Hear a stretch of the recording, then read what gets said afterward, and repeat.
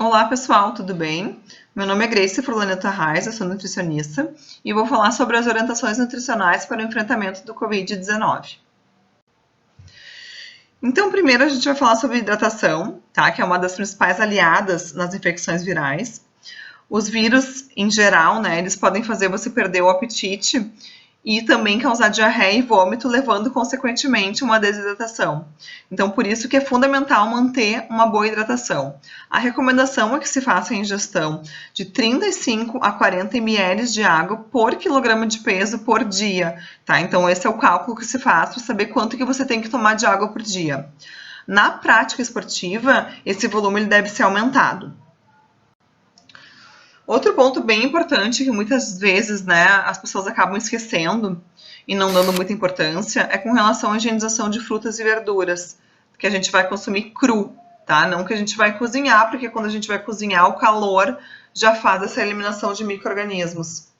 Tá? Mas quando a gente vai consumir ele cru, tanto fruta quanto verdura, a gente tem que fazer uma higienização adequada, porque só assim a gente elimina vírus, bactérias e parasitas. Em se tratando de Covid-19, a gente tem que pensar o seguinte, ó, que antes de chegar na nossa casa, essa verdura, por exemplo, vamos pensar num pé de alface, ele passa por diversas etapas, né?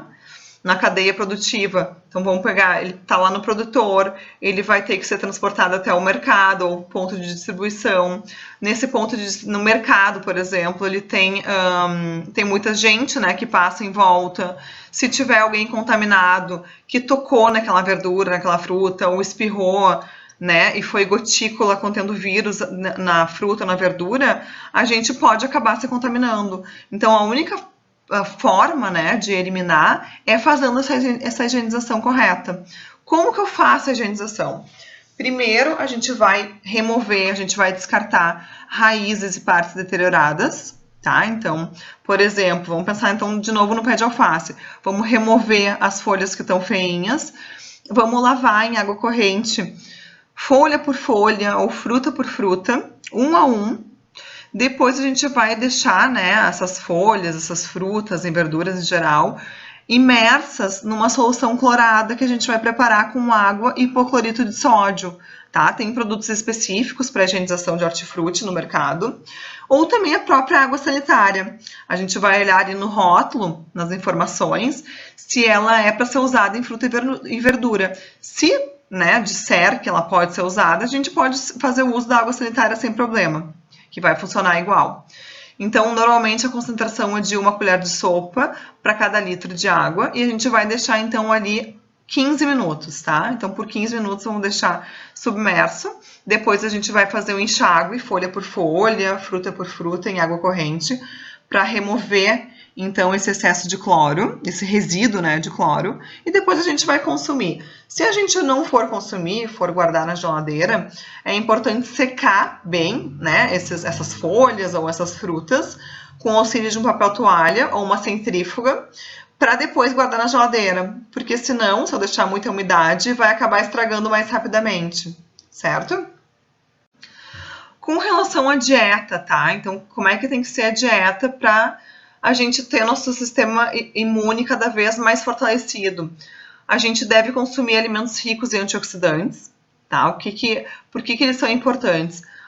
Muitas situações, né, no nosso dia a dia podem fazer a gente aumentar a presença de radicais livres no organismo, né? A gente pode acabar produzindo mais radicais livres, por exemplo, durante exposição solar em excesso, exercício físico em alta intensidade também aumenta a produção de radical livre, por isso que agora não é recomendado fazer exercício físico muito intenso, só de leve a moderado. Fumo e o próprio estresse, né, que a gente está enfrentando, medo, ansiedade, acaba aumentando a produção de radicais livres. Se eu tenho radical livre em excesso e a minha defesa antioxidante está baixa, eu vou possivelmente ter um estresse oxidativo, tá? E o estresse oxidativo, ele deve ser combatido porque ele pode debilitar o sistema imunológico, uma vez que ele se instale. Tá? Então, a gente tem que consumir antioxidante, porque é eles que vão neutralizar, então, e fazer com que esse estresse oxidativo não aconteça. Os antioxidantes, eles são compostos como polifenóis e carotenoides, e eles têm a capacidade de neutralizar ou evitar a formação desses radicais livres. E aonde que a gente vai encontrar esses compostos? Nas frutas como uva, frutas vermelhas, frutas roxas, mirtilo, tomate, brócolis, cebola, cenoura, laranja, tá? Então a gente tem que ter uma alimentação rica em frutas e verduras. Além disso, né, uma alimentação rica em vitaminas e minerais, aonde que a gente vai encontrar também bastante frutas e verduras. Então, vitaminas e minerais são essenciais para fortalecer a imunidade. Os minerais, eles agem como cofatores para várias reações enzimáticas do corpo. Então, ele é fundamental para a imunidade. Os alimentos industrializados, eles não possuem, ou melhor, eles possuem poucas vitaminas e minerais, muito menos do que um alimento in natura. Então, a gente deve evitar alimento industrializado, né, que normalmente eles são mais ricos em calorias mesmo.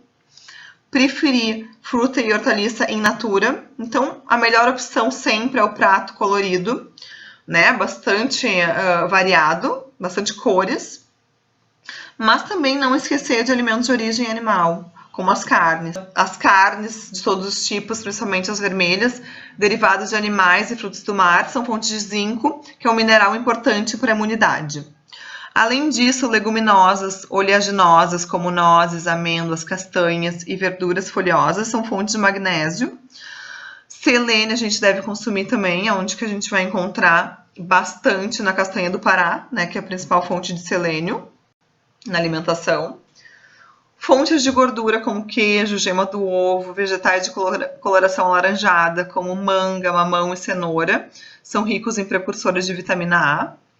As frutas cítricas, como laranja, mexerica, maracujá, limão, abacaxi. Então, frutas amarelas e laranjas são ricas em vitamina C. A gente consegue muito bem bater a recomendação de vitamina C fazendo a ingestão de frutas, tá? A ingestão ela tem que ser para homens adultos de 90 miligramas por dia e mulheres de 75 miligramas por dia, tá? Claro que se a gente consumir mais do que isso, não tem problema, porque a vitamina C ela é hidrossolúvel, então é eliminada na urina, tá? Dificilmente ela vai ser tóxica, a menos que eu consuma mais de 2.000 miligramas por dia, tá? Daí também ela vai ser prejudicial.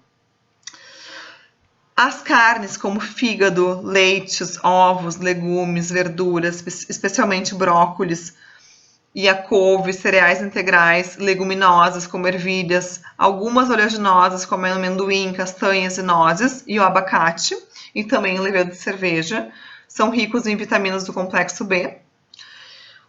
A vitamina B12 é encontrada em alimentos de origem animal, então veganos têm que ter muito cuidado, né?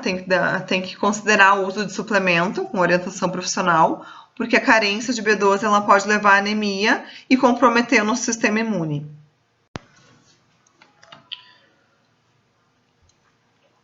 Então, os probióticos também, né, são muito importantes no processo no sistema imunológico, porque a microbiota intestinal é um conjunto de bactérias benéficas que tem papel essencial, né, nesse nosso sistema imunológico.